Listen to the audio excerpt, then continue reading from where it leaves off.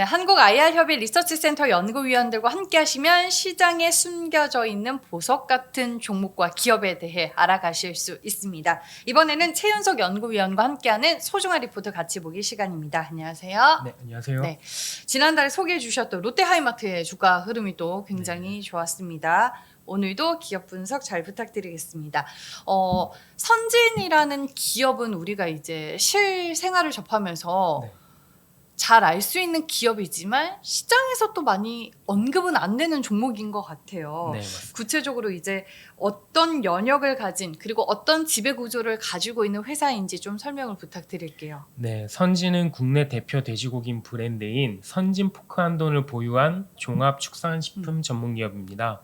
양돈, 사료, 식육 유통, 육가공 등 전 과정을 수직 계열화한 사업 모델을 현재 운영 중에 있고요. 동사는 1983년도 국내 최초로 종돈 사업을 시작을 하였습니다. 81년 이천과 89년 논산에 사료 공장을 준공을 하였고요. 1984년에는 육가공 사업에 진출하면서 양돈 계열화 기반을 다졌습니다. 1999년에는 선진 한마을을 설립하면서 본격적으로 양돈 계열화 사업을 시작했습니다. 2000년대에 들어서는 해외 확장 전략을 적극적으로 추진하고 있습니다. 현재는 베트남, 필리핀, 미얀마 등 5개국에서 계열화 사업을 전개를 하고 있습니다.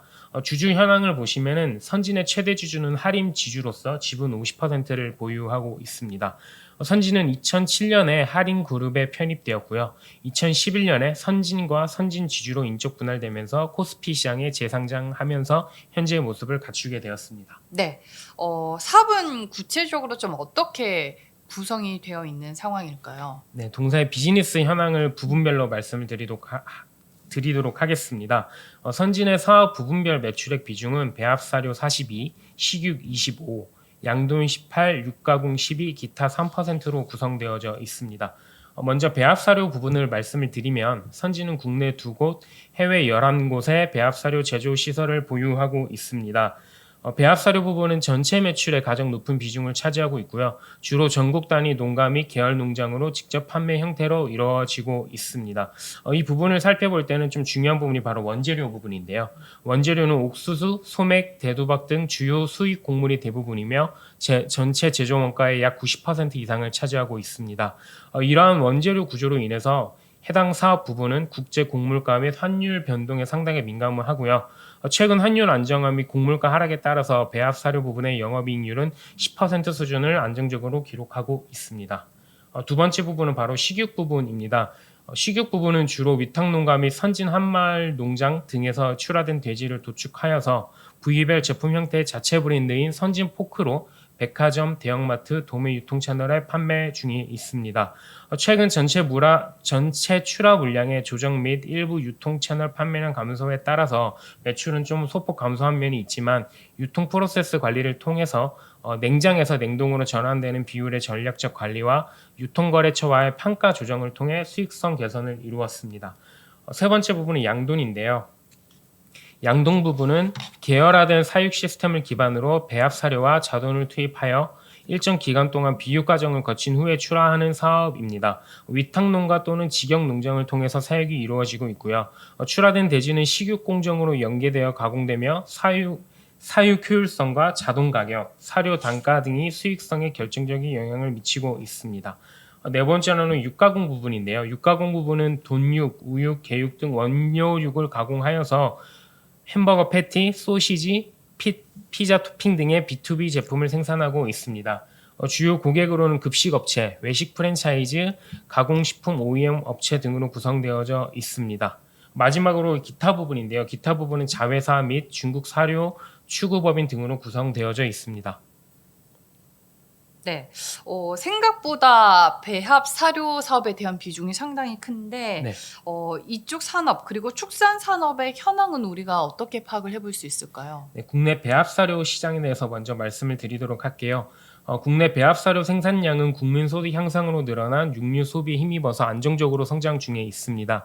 연간 배합사료 생산량은 2011년 1,666만 톤에서 2024년도 2,156만 톤으로 매년마다 역대 최대치를 갱신해 왔고요. 동기간 동안 성장률은 연평균 한 2% 정도로 됩니다. 다만 2024년에는 전년 대비 0.3% 성장률에 그쳤는데요. 이는 소, 돼지 사육 두수의 감소와 농가의 급이 효율화 노력이 맞물린 결과로 좀 분석이 되고 있습니다. 그 다음으로 이제 축산물 산업에 대해서 좀 말씀을 드리도록 하겠습니다. 국내 축산물 소비는 소득 향상과 식생활 서구화에 따라서 지속적으로 확대되어져 왔습니다. 2010년부터 2023년까지 연평균 3.4%의 높은 성장률을 기록을 했고요. 그 결과 1인당 육류 소비량이 60.5kg까지 증가하였습니다. 축종별 소비량은 쇠고기 15kg, 돼지고기 30kg, 닭고기 16kg이며 축산물 소비 자급률은 약 65% 수준입니다. 축산물 소비 증가에 따라서 이제 국내 가축 사육 두수 또한 2011년도 1억 7천만 마리에서 2024년도 2억 마리를 넘어섰습니다. 2025년도 기준으로 축종별 비중이 닭 90%, 돼지 5%, 오리 3, 한유구 2%, 젖소 0.1% 순으로 닭이 사육 두수에서 현재 압도적인 비중을 차지하고 있습니다. 우리가 익히 선진이라는 기업을 알고는 있지만 구체적으로 이제 사업 비중이 어떻게 되고 있는지 전방 산업은 어떤지에 대해서 알아볼 수 있었고요. 이를 바탕으로 투자 포인트로는 뭘 집중해서 봐야 될까요? 네, 첫 번째 투자 포인트로는 글로벌 사업의 유의미한 실적 개선이 이제 포인트라고 말씀을 드릴 수 있겠습니다. 선진은 97년도 필리핀 진출을 시작으로 현재 중국, 베트남, 미얀마, 인도 등 5개국에서 글로벌 사업을 전개 중에 있습니다. 2025년도 1분기 기준으로 해외 법인들의 합산 실적을 보면 매출액 1,975억 원, 당기순이익 277억 원을 기록을 했습니다.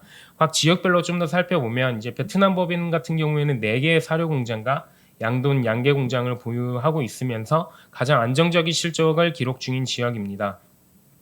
현재 양돈 출하량은 연간 약 30만 두 수준이고 향후 농장 확장을 통해서 40만 두 이상까지 확대할 예정입니다.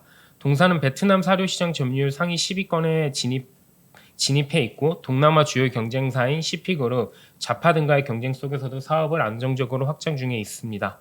두 번째로는 미얀마인데요. 미얀마 같은 경우에는 2021년도 쿠데타 발생 이후에 경쟁사들이 시장에서 철수하면서 선진의 시장 내 과전적 지위를 확보하게 되었습니다. 이에 따라 사료 단가 인상 여력이 확보되었고 물량 회복 및 수익성 개선이 지속해서 이루어지고 있습니다. 다만 이제 현지 환율 리스크와 혼란스러운 정치 상황 그리고 2025년도 3월달 대규모 지진으로 인한 내수 둔화는 여전히 불확실한 요인으로 작용하고 있습니다. 세 번째로 이제 중국 법인인데요. 중국 법인은 비유구, 그러니까 소 관련된 사업을 중심으로 운영이 되고 있습니다. 과거에는 매입시 높았던 송아지 단가와 낮은 판매가 사이클이 지속되면서 장기간 적자 상태가 지속이 되었습니다. 그로 인해서 이제 사육두수 확대가 좀 원가 부담으로 제한이 되었고요. 이에 따라 사료 공급량 역시 좀 좋지 않았다라고 볼 수 있겠습니다. 특히 최근 소 가격이 지속적으로 하락하면서 5년 만에 최저치를 기록한 영향으로 이제 중국 상무부가 긴급 수입 제한 조치, 생산 구조 조정, 지원 확대 등 다양한 부양책으로 대응을 하고 있습니다. 동사는 소 가격이 하락한 구간에서 선제적으로 사육두수를 확대했으며 최근 소 가격이 소폭 반등 중이라는 점을 고려한다면 중국에서의 이제 적자폭은 좀 축소될 것으로 기대할 수 있겠습니다. 네. 그 외에 또 투자자분들이 참고해서 보면 좋을 만한 투자 포인트 뭐가 더 있을까요? 네, 앞에서는 이제 해외 쪽을 말씀드렸다면은 이제 지금은 이제 국내 두 번째 투자 포인트로는 이제 국내 쪽을 좀 말씀을 드리도록 하겠습니다. 국내에서는 안성의 대규모 축산식품 클러스터를 기반으로 장기 성장성을 좀 확보할 계획이다라고 말씀을 드릴 수 있겠습니다. 2024년도 12월에 안성시로부터 이제 승인을 받았고요. 2025년도 착공, 2028년도 10월 건축 준공을 목표로 사업을 진행 중에 있습니다. 클러스터 가공 이후에는 외주 가공 및 물류비 절감을 통해서 식육 육가공 부분의 영업 실적 개선이 기대됩니다. 기존에는 도축 가공 공정이 지역별로 분산되어 있었기 때문에 물류비, 재고 손실, 원유 관리 등 여러 비효율이 발생했지만 이제 향후에 안성 쪽의 공장이 완성이 되고 나면 단일 공정에 의한 품질 균일화, 사료, 도축, 가공 간 가공, 출고 간 시간 단축 및 연계 강화, 냉장 전환율 개선에 따른 손실 최소화 등을 통해 수익성 개선이 이루어질 것이라고 보고 있습니다. 네, 앞서서 이제 투자 포인트로 글로벌 사업의 유의미한 실적 개선이 이뤄지고 있다. 이 부분을 말씀해 주셨는데 올해 실적은 그러면 좀 기대할 만한 부분이 클까요? 어때요? 올해 실적을 말씀드리면 네. 매출액 1.8조 원, 영업이익 1,447억 원으로 전망이 되고 있습니다. 사료 부분에서는 판가 가격이 좀 소폭 하락할 것으로 예상되지만 판매량이 회복세를 기록 중이고 원재료 가격 안정화로 연간 실적이 견조한 흐름을 나타낼 것이라고 보고 있습니다. 양돈 부분은 돈가 강세가 지속되고 있고요. 비용 효율화 영향으로 전사 이익의 올해 중심축이 될 것으로 전망하고 있고 식육 부분은 유통구조 개선 효과가 나타나면서 연간 기준 흑자 전환이 예상이 되고 있습니다. 육가공 부분은 육가공 제품에 대한 수요가 증가하면서 매출 성장이 기대되지만 전년 대비 높은 돈가 영향으로 인해서 이익 성장은 제한적일 것이라고 분석하고 있습니다. 네. 주가 흐름을 제가 보니까 네. 5월 중순부터 많이 꽤 올랐습니다. 많이 올랐던데 네. 이 밸류에이션을 좀 어떻게 봐야 되나요? 네, 과거 히스토리칼로 보면 여전히 싸다라고 볼 수 있을 것 같습니다. 네. 2020년도 이후에 PBR 밴드를 보면 0.3에서 1.4배 수준에서 형성이 되어져 있고요. 이제 본 보고서를 작성할 당시에는 PBR이 0.4배였지만 현재는 좀 올라서 0.5배 수준입니다. 그럼에도 불구하고 현재 밴드 대비해서는 좀 하단에 위치해 있다라고 볼 수 있겠습니다. 2025년도 1분기 실적 발표일 이후로 이제 6,000원 수준에서 현재 12,000원 수준까지 좀 가파른 반등을 이어왔거든요. 전 부분에서 안정적인 수익성이 실현한 가운데 특히 해외 법인의 실적 기여도가 본격화되면서 밸류에이션 확장의 트리거로 작용한 것이 좀 유효하지 않았나라고 보고 있습니다. 네. 최근 주가 상승의 배경은 뭐니 해도 실적이다라고 얘기를 해주셨습니다. 네. 혹시 투자할 때 참고하거나 유의하면 좋을 만한 리스크 요인은 뭐가 있을까요? 네, 선진 투자 시에 유의해야 할 사항은 매년 소비용 생물 자산의 순공정 가치 변동이 실적 불확실성을 높인다라는 점인데요. 말이 좀 어렵긴 하지만 아무래도 이제 사육돼지의 경우에는 활성 거래 시장에서 단위당 공정 가치로 적용해서 평가가 되고 있습니다. 좀 정리해서 말씀을 드리면 국내 돼지 시세에 따라서 평가 금액이 크게 좌우되는 구조로 보고 기간 말에 시장 가격에 따라 실적 변동폭이 확대될 가능성이 존재한다는 점이 좀 리스크 요인이다라고 보고 있습니다. 네. 알겠습니다. 종합축산식품 전문 기업 선진에 대해서 알아봤고요. 지금까지 최윤석 연구위원과 함께했습니다. 오늘 좋은 말씀 고맙습니다. 감사합니다.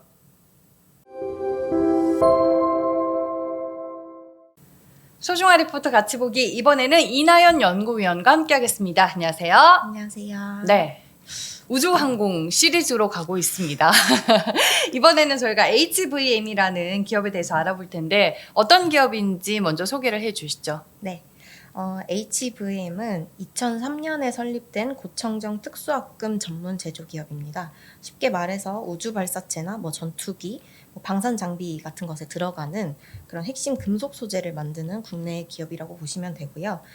동사의 가장 큰 특징으로는 핵심 생산 설비를 직접 설계하고 운영하는 그런 수직 계열화 체계를 갖추고 있다라는 점입니다. 진공 유도용해, 진공 아크제용해, 전자빔용해 등 그 고청정 합금 제조에 필수적인 고난도 설비들을 자체 기술로 구축하고 또 운영하는 그런 국내 유일의 기업이라는 점에서 경쟁력을 갖고 있다라고 보시면 되고요. 연 매출 2024년 기준 연간 매출은 약 451억 원이었고 산업별로 매출 비중을 구분해 보면 석유화학 이런 기존 산업군이 약 39%, 반도체 디스플레이가 23%, 항공 방산이 20%, 우주 산업이 16.7%를 차지했습니다. 여기서 주목해야 될 거는 당연히 이제 우주 산업군인데요. 동사는 누리호 연소기용 합금 개발을 통해서 기술력을 입증을 했고요. 2022년을 기점으로 해서 미국의 민간 우주 발사체 기업에 초내열 니켈계 그리고 티타늄계 합금을 납품하면서 글로벌 소재 공급사로 도약하고 있는 상황입니다. 동사는 이렇게 정방 산업이 다양하다는 점도 강점이라고 할 수 있지만 더욱 주목해야 될 것은 동사가 만드는 소재 대부분이 초고청정, 고실내 환경에서 쓰이는 전략 소재라는 점입니다. 이러한 전략 소재는 앞서 말씀드렸듯이 우주, 항공, 방산 이런 전략 산업군으로 이제 활용이 많이 되는데 이들의 특징은 이제 단가가 굉장히 높고요. 한번 들어가면은 이제 그 고객사 변경이 쉽지 않기 때문에 장기 계약으로 이어질 가능성이 매우 높다는 점에서 성장이 기대되는 분야입니다. 즉 HVM은 단순한 금속 소재 기업이 아니라요. 기술력과 신뢰성을 기반으로 이런 전략 산업과 긴밀히 연결된 고부가 금속 소재 기업이라는 점에서 주목해야 하는 기업입니다. 네, 특수합금을 이제 전문으로 하고 있는데 좀 시대에 맞게 변모해가고 있는 회사다라고 정리를 해보면 될 것 같고요. 일단은 뭐 주력으로 하고 있는 이 특수합금 산업은 어떻게 흘러가고 있을까요? 네, 지금 이제 글로벌 특수합금 시장은요, 고신뢰성과 고내열성이 요구되는 산업에서 핵심 소재로 기능하고 있습니다. 향후에는 우주 발사체의 반복적인 운용, 그리고 항공 엔진의 교체 수요 확대, 미래 에너지 수요 증가 등 다양한 성장 트렌드에 현재 올라 있는 상황이고요. 특히 수요 산업 측면에서는 이런 항공 우주 방산 분야가 전체의 약 절반 수준을 차지하고 있거든요. 특히 글로벌 우주 발사체 발사 횟수가 매년 가파르게 증가함에 따라서 이런 특수 금속 소재의 수요의 동반 성장도 기대되고 있습니다. 예를 들어서 스페이스X의 스타쉽 같은 경우에는 고내열 특성이 요구되는 부위에 대량의 니켈계 합금을 채택하고 있고요. 한 기당 약 40에서 50톤 정도의 니켈계 합금이 사용되는 것으로 알려져 있습니다. 스페이스X는 현재 2025년 기준으로 연간 200회 정도의 발사 횟수가 예정되어 있고요. 일론 머스크는 향후 2년마다 1000기 이상의 스타쉽을 발사할 계획도 있다고 밝힌 바가 있습니다. 이러한 스페이스X의 발사체는 팔콘 9이나 스타쉽 같은 경우 모두 니켈계 합금을 포함한 경량 고내열 소재의 중심으로 설계가 되어 있고요. 이들의 그런 금속 소재 벤더사 같은 경우에는 우주 발사체들의 발사 횟수가 증가함에 따라서 실적이 구조적으로 성장할 수밖에 없는 그런 상황입니다. 우주 발사체 시장의 확산으로 연간 수천 톤 단위의 부성능 합금 수요의 신규 수요가 이어질 전망이라는 점이 지금 현재 전방 산업에서 가장 핵심 포인트가 된다고 말씀드릴 수 있어요. 네, 알겠습니다. 그러면 이제 HVM이 경쟁사와 비교를 했을 때 좀 독자적으로 가지고 있는 경쟁력은 무엇이라고 볼 수 있을까요? 네. 일단 그 글로벌 특수합금 소재 공급 밸류 체인을 간단하게 설명을 드리면요. 지금 소재 공급 기업이 티어 1과 티어 2 벤더로 구분이 됩니다. 티어 1 벤더 같은 경우에는 스페이스X나 보잉 같은 이런 항공 우주 OEM사의 부품 단위로 그 제품을 직접 납품하거나 그 SCM 통합을 수행하는 이런 플랫폼 구조를 확보하고 있는데요. 주로 외부에서 제조된 고기능 소재를 조달해가지고 고객사 사양에 맞춰서 절단, 검사, 재고 관리 이런 유통 서비스 기능을 수행한다고 보시면 됩니다. 이들은 품질 보증이나 공급 안정성에 좀 더 중점을 갖는다라고 보시면 되고 티어 2 같은 경우에는 제조 공정을 내재화해서 그 금속 소재의 물성이나 청정도, 가공성 같은 것들을 직접 수행하는 제조 중심의 공급자라고 보시면 되는데 이들은 티어 1이나 티어 2는 동일한 고객사를 대상으로 납품을 하더라도 이 가치 사슬 내에서는 그 포지션이나 수익 구조 이런 밸류에이션에서 좀 차별화가 되고 있는 모습을 보이고 있거든요. HBM 같은 경우에는 여기서는 티어 2 벤더라고 보시면 됩니다. 국내에서는 이런 고청정 특수합금 제조 공정을 내재화한 기업으로는 거의 유일하다고 보시면 되고 고객 맞춤형으로 설계부터 그 가공까지 대응이 가능한 그런 수직 계열화를 가졌다는 그런 경쟁력을 확보하고 있습니다. 이런 티어 2 특히 제조형 기업 같은 경우에는 고정비 부담이 굉장히 크다는 단점이 있지만 가동률이 상승했을 때 수익 레버리지가 강하게 작용한다는 특징이 있고요. 원재료의 가격 변동에도 좀 안정성 있는 실적을 확보할 수 있다라고 볼 수 있습니다. 반면에 티어 1 벤더는 이런 OEM사와의 직접 납품 계약을 바탕으로 하기 때문에 이 고객사와의 관계성을 굉장히 강점으로 갖는다고 볼 수 있습니다. 다만 제조 공정을 내재화하지 않기 때문에 그 납품 단가 대비 수익 마진이 좀 제한적이다. 그 수익 폭이 좀 제한적으로 이루어져 있고 글로벌 기업 같은 경우에도 에비타 마진이 1%, 2% 내지 아니면 5% 정도 좀 낮은 마진 구조를 유지하고 있다라는 특징을 갖게 되고요. HBM은 결론적으로 이제 티어 2 벤더로서 앞서 말씀드렸듯이 제조 그 기술 내재화하고 원가 방어력, 마진 체력 측면에서 좀 더 차별화된 경쟁력을 갖고 있다라고 말씀드릴 수 있어요. 네, 알겠습니다. 경쟁력을 저희가 먼저 분석을 해봤고요. 그 외에 모멘텀 요소로 볼 만한 투자 포인트로는 뭐가 있을까요? 투자 포인트는 일단 제가 앞서서 그 경쟁사 얘기해서 조금 부족하게 설명드린 게 네. 일단 국내에는 유사한 기업이 거의 없다고 오. 보시면 되고요. 네. 그 해외 기업 같은 경우에는 좀 이제 대규모 좀 대형 글로벌 소재 기업들을 좀 비교할 수 있어요. 미국의 ATI나 스페셜 메탈스 뭐 이런 기업들이 있는데 이들에 비교해서 저희 그 HBM이 갖는 강점이라고 하면 이런 글로벌 대형사 같은 경우에는 최소 주문 수량 같은 게 굉장히 크고요. 1톤까지도 가고 그리고 리드 타임도 24주 이상 소요되는 경우가 많거든요. 근데 이제 HBM은 좀 수백 킬로 단위로도 주문이 가능하고 리드 타임도 8주 이내로 굉장히 빠르게 제품을 공급할 수 있어서 특히 이제 우주 방산 기업 같은 경우에는 시험 아직 지금 테스트 단계에 있는 기업도 많잖아요. 신규로 진입하려면 네. 이런 시험 승인 단계에 있는 뭐 우주 국내외 우주 기업들에게는 되게 타임 투 마켓 경쟁력을 제공할 수 있다는 점에서 좀 중요하다고 볼 수 있고요. 그런 측면에서 지금 우주 시장에서 지금 고객사를 미국의 우주 발사체 기업을 고객사로 갖고 있는데 지금 앞서 말씀드렸듯이 전략 산업 분야로 지금 매출이 늘어나고 있거든요. 첫 번째 투자 포인트로 말씀을 드리면 일단 전략 고객 중심으로 그 매출 성장이 굉장히 가파르게 증가할 것이라는 점입니다. 2022년 기준으로는 전체 매출 중에서 우주 항공 방산 이 전략 산업군 매출이 약 5% 내외에 불과했는데 25년에는 63%까지 확대될 전망이거든요.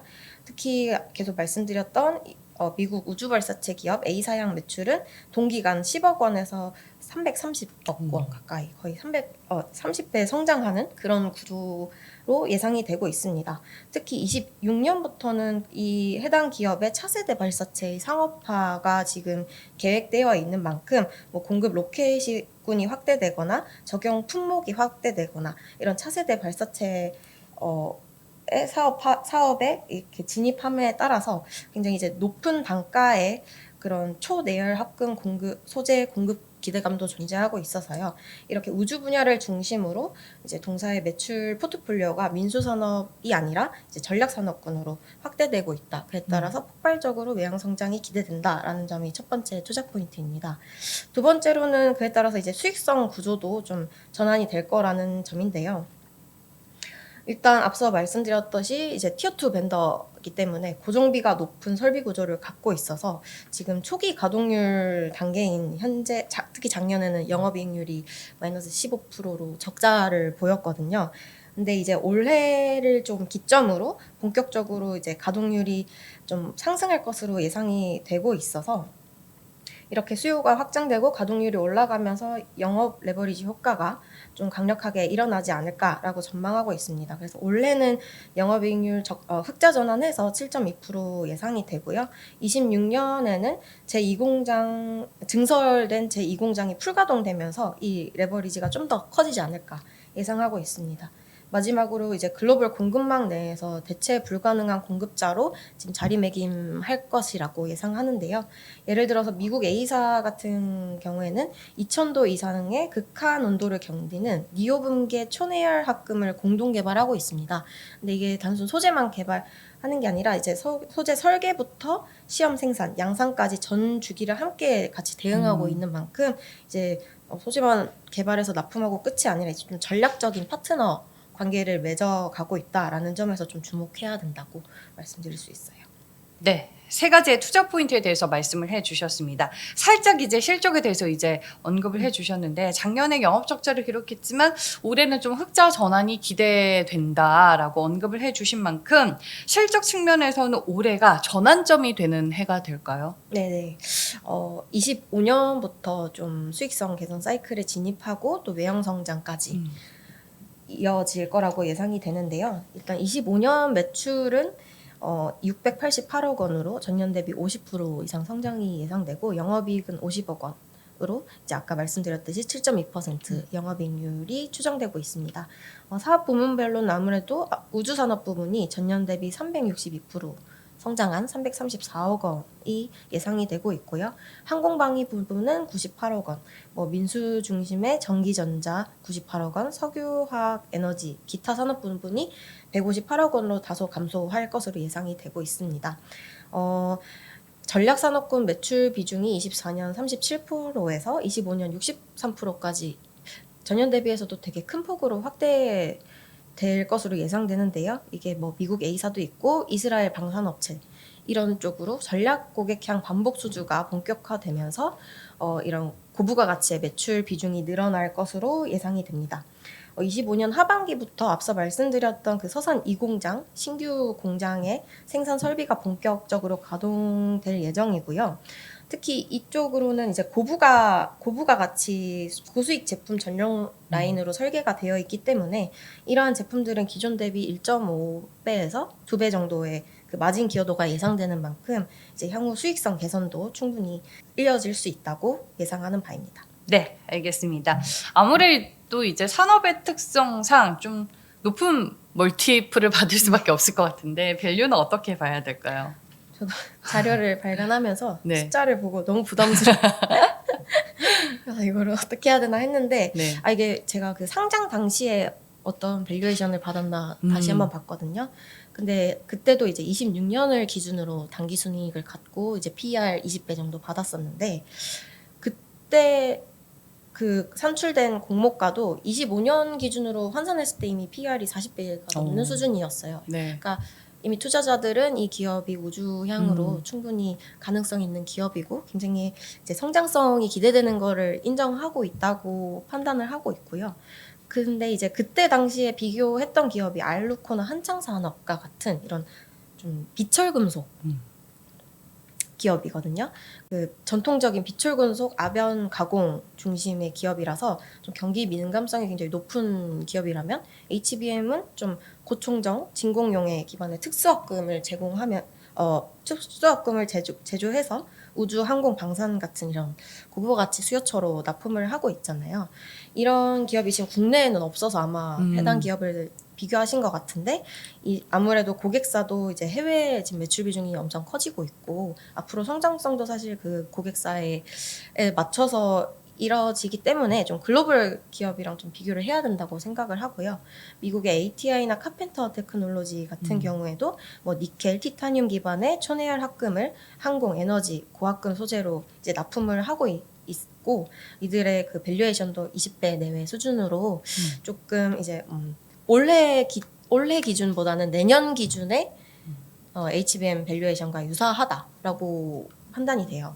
그래서 아무래도 이제 HBM이 지금은 단기 실적 대비해서는 좀 과도한 고평가 상태처럼 보일 수 있지만 뭐 기술적으로 진입 장벽이 굉장히 높고 또 글로벌 OEM사와 공동 개발한다는 그런 부분이나 이런 수요 구조 같은 것들이 많이 변화하고 있어서 충분히 이런 성장 프리미엄이 네. 유효하게 작동할 수 있다라고 판단을 하고 있습니다. 네. 일단 뭐 해외 매출 비중이 높아지고 있다라는 거는 성장성 측면에서 좀 높이 평가를 할 만한데 해외 고객사에 또 너무 의존을 하게 되면 이게 또 한편으로는 좋기도 하면서 또 안 좋은 부분도 있을 것 같아요. 네. 리스크 요인을 마지막으로 좀 정리를 해보면 뭐가 있을까요?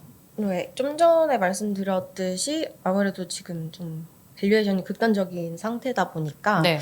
이게 어쨌든 저희가 선반영하고 있다는 점이 있잖아요. 네. 그래서 아직 보여준 적은 없고 음. 그래서 이런 것들이 미래 실적이 실제 실현됐을 때를 전제로 지금 정당화되는 상황인데 이런 것들이 좀 지연된다거나 했을 때는 좀 주가 급락의 원인이 될 수 있지 않을까 싶고요.